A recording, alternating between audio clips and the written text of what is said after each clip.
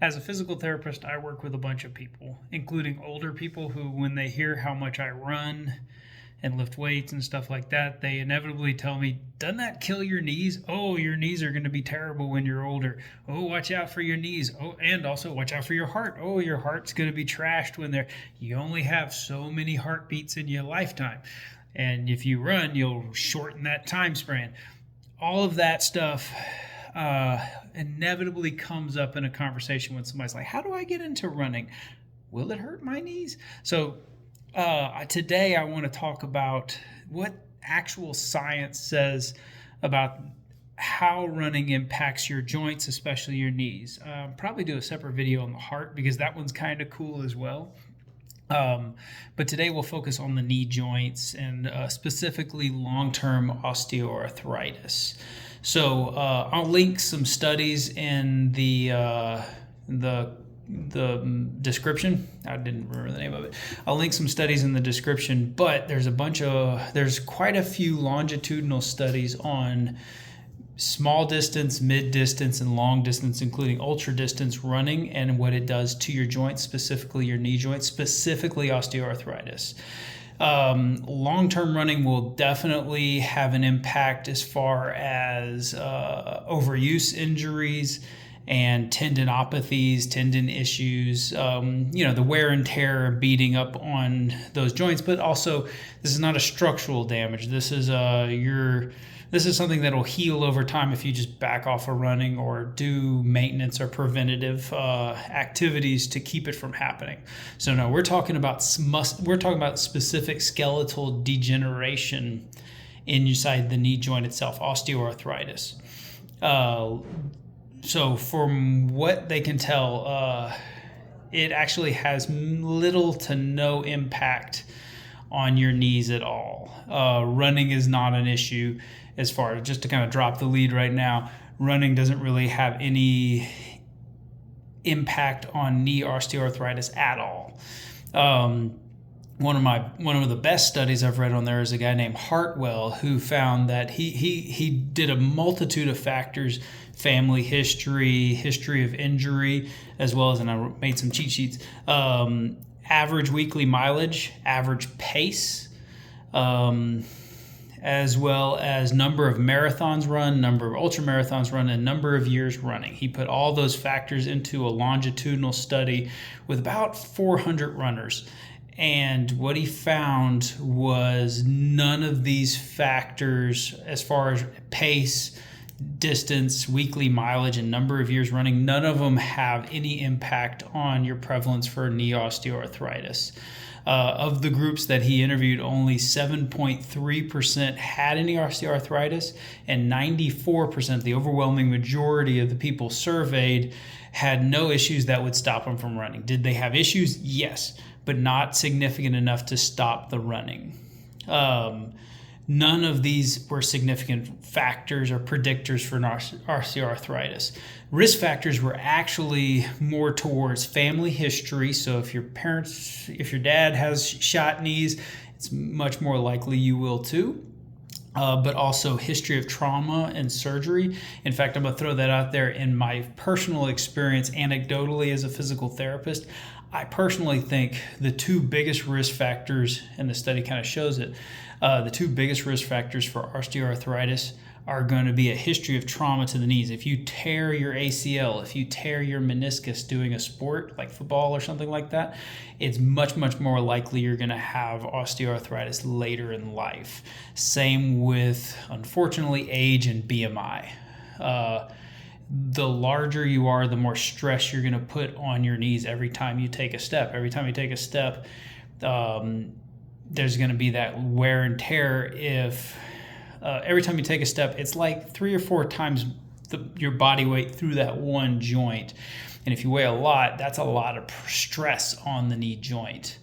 So those are the bigger factors for osteoarthritis. The running is actually, unfortunately, the studies also suggest that it's probably not preventative. In other words, it probably doesn't help your knees. It just doesn't hurt them. So you're going to get osteoarthritis or not based on those other risk factors, not all the running you did.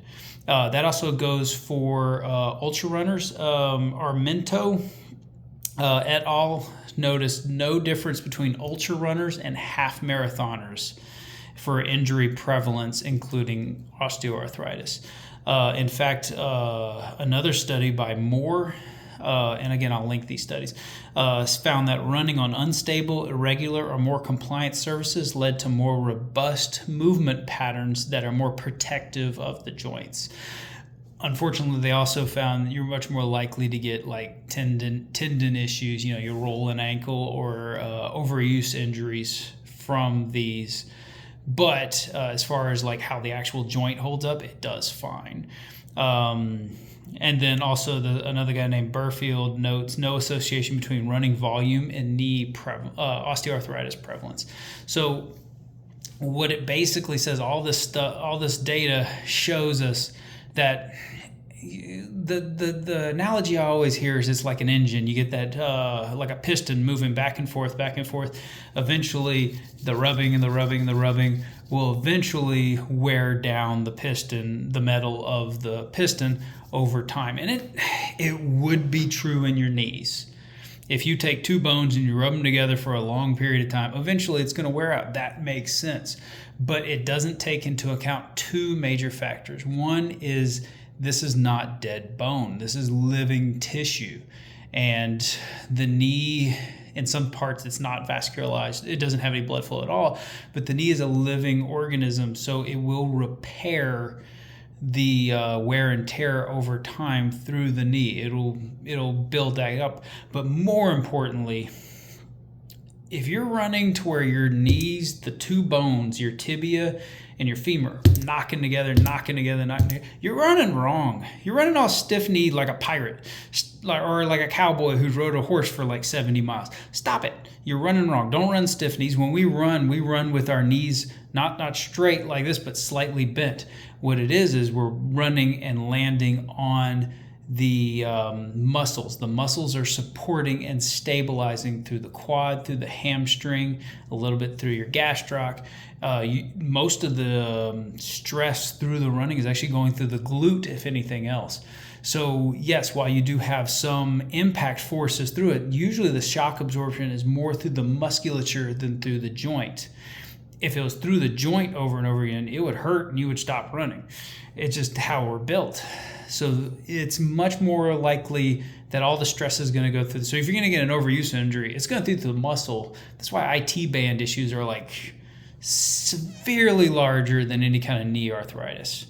I'm also going to throw in a little bragging rights for runners because anecdotally, and this is just in my career as a physical therapist, I've never treated a total knee for somebody who's like, yeah, if it wasn't for all that running, I wouldn't have had to have a total. That's never happened. I've never had somebody who had a knee replacement. That's what a total knee is, by the way. It's, I don't know if that's a physical therapy jargon or not, but a knee replacement. I've never treated somebody who's had a joint replacement through the knee, and it was because of running. It's never come up. Now, does that happen? Yes. Again, the risk factors are age, previous joint injury, and BMI. So BMI in a runner may not be a factor, but the other two definitely are, especially like age and family history. So you're going to have a runner who eventually the knees give out and you're going to have a joint replacement. So why have I never treated one? My personal theory is we're tough. I know it's might be just me having an elevated opinion of my own sport, but running tends to make tough people. And as a result, I think my personal theory is we wake up from the surgery, they take the joint out, they put the new one in. We wake up from the surgery and we go, this is uncomfortable, but I've been uncomfortable. This hurts. I've been hurt.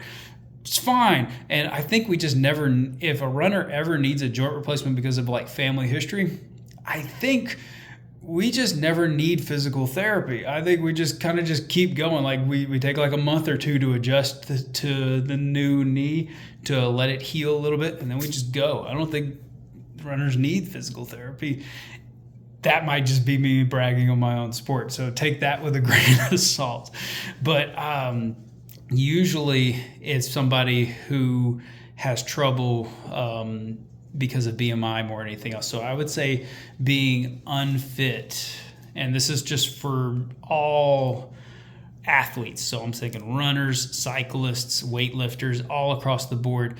I think it's much more dangerous for your joints and for your overall longevity and health to be out of shape than to be in shape. Is there risk factors for sport? Yes, there's always risk factors, but I think the risks of being out of shape are so severely worse than the risks of doing the sport that we love. I'm going to throw in one more thing on it. I'd rather, this is the expression I love, it's better to wear out than to, I messed up the expression, I'm sorry. It's better to wear out than to rust out.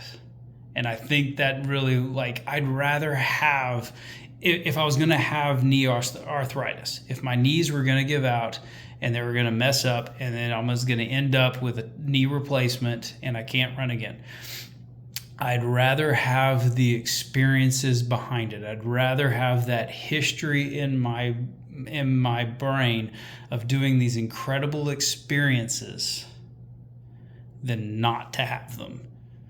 I think that's a worthy trade-off. So I'd rather wear out my joints by doing the sport that I love, like running up mountains, than to sit on my butt, watch a lot of TV, and have the joints rust out and go to pot on their own without me having these experiences. So if I was going to have arthritis anyway, let's have some cool experiences to go with them.